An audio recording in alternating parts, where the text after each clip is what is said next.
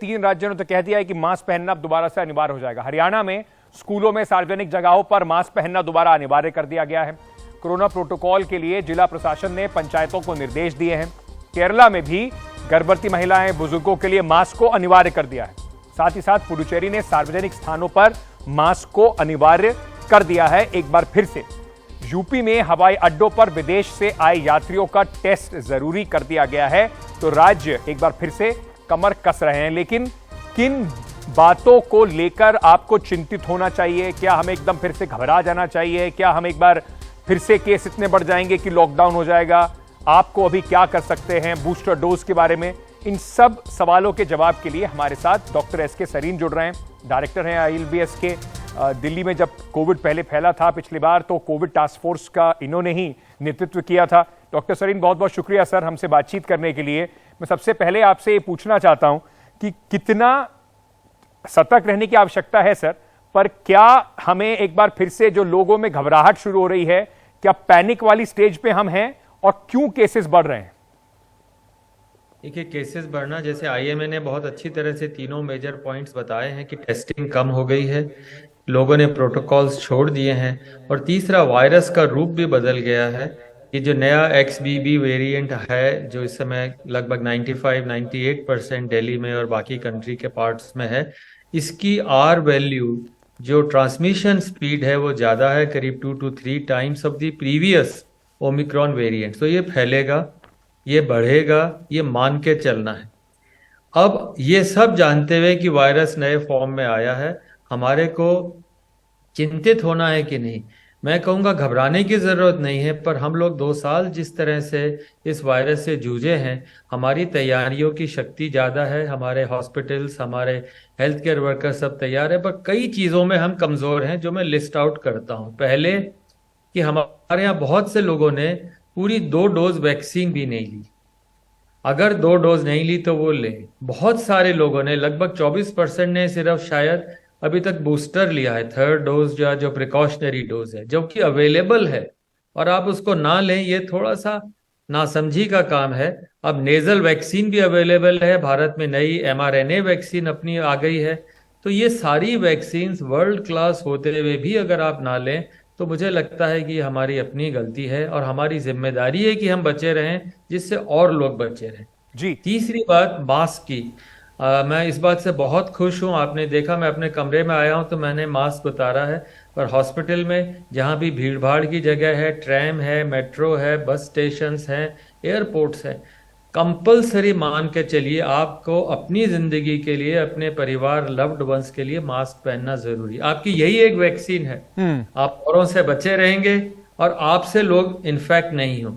Hospital में पहले हमारे सारे डॉक्टर्स ने, नर्सेज ने, बहुत सारे लोगों ने वैक्सीन बूस्टर्स लिए थे, पर मैं अब देखता हूँ उनके परिवार वालों को भी, कुछ एक को अब कोविड होने लग गया है, पेशेंट्स हॉस्पिटल में आने लग गए हैं। तो मुझे लगता है ये ज़रूरत है कि जो पेशेंट्स हॉस्पिटल में एडमिट हों या जाएं, उनमें दोबारा से क्या हम टेस्टिंग करें, रैट टेस्ट करें या PCR शुरू करें। तो ये सारे सवाल अब उठने लग गए हैं। ये इसलिए है कि हम बचे रहें। बिल्कुल। और डेथ जो है वो 2 से 3 हफ्ते के बाद ही पता लगती हैं। तो धीरे धीरे अगर ये केसेस बढ़ेंगे तो शायद डेथ भी बढ़ सकती है। सर, क्या जो अभी का आपने बताया, जो वेरिएंट है, उसका आपने बताया कि फैलने का, संक्रमण की जो दर है वो बहुत ज्यादा है ओमिक्रॉन से, तो तेज गति से फैल सकता है। इसके अलावा भी क्या इसमें कुछ और फर्क है ओमिक्रॉन से? क्योंकि हमने देखा था दूसरी जो वेव आई थी कोरोना की, उसमें काफी सारे लोगों की मौत भी हुई थी। तो क्या ये उतना ही ज्यादा डेंजरस है, ओमिक्रॉन से भी ज्यादा खतरनाक है? सेकेंड वेव आई थी, वो डेल्टा था। जी बिल्कुल। डेल्टा भारत से ओरिजिनेट हुआ था, बहुत ही सीवियर था, और हम लोग और हमारी बॉडी की इम्यूनिटी उसके लिए तैयार नहीं थी, तो लोग बहुत बुरी तरह से उसमें परेशान रहे। जो अभी XBB वेरिएंट है 0.1.16, ये ओमिक्रॉन का ही लीनिएज है, मतलब उसी के खानदान से पैदा हुआ है। 1 या 2 या 3 वायरस मिल करके एक नया रूप का वायरस बनाते हैं, जिससे कि बॉडी की इम्यूनिटी से, वैक्सीन से जो इम्यूनिटी बनी है उससे बचा रहे, और वैक्सीन और इनसे बचने के बाद वायरस अपना प्रकोप बढ़ाता रहे, मल्टीप्लाई होता रहे। वायरस को जीना है, हमें उसको मतलब अलाउ नहीं करना है। बिल्कुल। तो इन सारी बातों को देखते हुए जिन लोगों ने वैक्सीन नहीं ली, या जो कोमॉर्बिड हैं, या जो ट्रांसप्लांट है, या कैंसर्स के मरीज हैं, या डायलिसिस पे हैं, ये सारे लोगों में इम्यूनिटी लो होती है। इन लोगों में अगर वायरस होगा तो वो नया रूप ले सकता है, उनको तो परेशान करेगा ही जिनकी इम्यूनिटी कम है, पर चूंकि उनमें रेजिस्टेंस नहीं है तो वायरस का शेप भी बदल जाएगा। तो अगर हमें बचाए रखना है अपने आप को, तो सारे लोग जो वल्नरेबल पॉपुलेशन के हैं, एल्डरली हैं, डायबिटिक्स हैं, हार्ट या लिवर के पेशेंट्स हैं, किडनी के हैं, ट्रांसप्लांट के हैं, इम्यूनोथेरेपी, कैंसर थेरेपी पे हैं, ये सारे लोगों को बिल्कुल हर हालत में बूस्टर वैक्सीन लगवानी है, बचे रहे। एक सवाल सर, बहुत सारे लोग ये पूछ रहे हैं कि जैसे जिन लोगों ने बूस्टर लगवाया, खास तौर से जो बुजुर्ग हैं, 60 वर्ष से ऊपर के जो लोग हैं, बूस्टर लगवाए हुए उन्हें काफी समय हो गया है, साल भर से ज्यादा उनको हो गया है, तो क्या उनको एक अलग बूस्टर के लिए क्या तैयारी करनी चाहिए? क्या सरकार उसकी तरफ कुछ कदम बढ़ा रही है? ये एक बहुत अच्छा सवाल है। और जिसको नेचुरल इन्फेक्शन हुआ हो, सपोज कोविड में इन्फेक्शन हुआ, उसकी इम्यूनिटी भी लगभग 12 महीने से 20 महीने में कम हो जाएगी, उसको री इन्फेक्शन का खतरा रहेगा, हालांकि इन्फेक्शन इतना सीरियस नहीं होगा। जिसने वैक्सीन ली है उसकी भी 6 से 9 महीने के बाद एंटीबॉडी के लेवल्स कम हो जाते हैं, वो दोबारा इन्फेक्ट हो सकता है पर इन्फेक्शन कम होगा।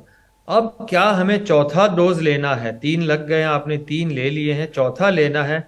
मुझे लगता है कि जो वल्नरेबल पॉपुलेशन है उनके लिए मार्केट के अंदर अगर हम वैक्सीन अवेलेबल करा रहे हैं, भारत में प्लेंटी ऑफ वैक्सीन अवेलेबल हैं, वो बाजार से ले सकें।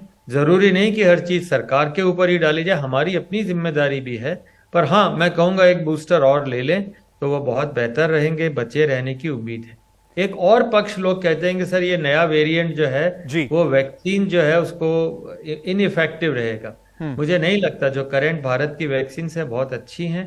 आप ये भ्रम निकाल दें, वैक्सीन ले लें और उससे बचे रहें। पर सबसे बड़ी वैक्सीन है आपका मास्क, उसको ना उतारें, आप भी बचे रहें। आपकी जिम्मेदारी है कि और लोगों को बचाए रखें। डॉक्टर सरीन, बहुत बहुत शुक्रिया समय निकाल के हमसे बात करने के लिए, बहुत महत्वपूर्ण जानकारी हमारे दर्शकों के साथ साझा करने के लिए। जो डॉक्टर साहब कह रहे थे उस बात को जरा ढंग से अपने गांठ बांध लीजिए। मास्क बहुत जरूरी है, बाकी सब उसके बाद, लेकिन अगर आपने बूस्टर नहीं लगवाया तो लगवा लीजिए। और अगर आप वनरेबल पॉपुलेशन में हैं तो चौथी डोज भी सोची जा सकती है, ऐसा डॉक्टर सरीन हमें बता रहे थे।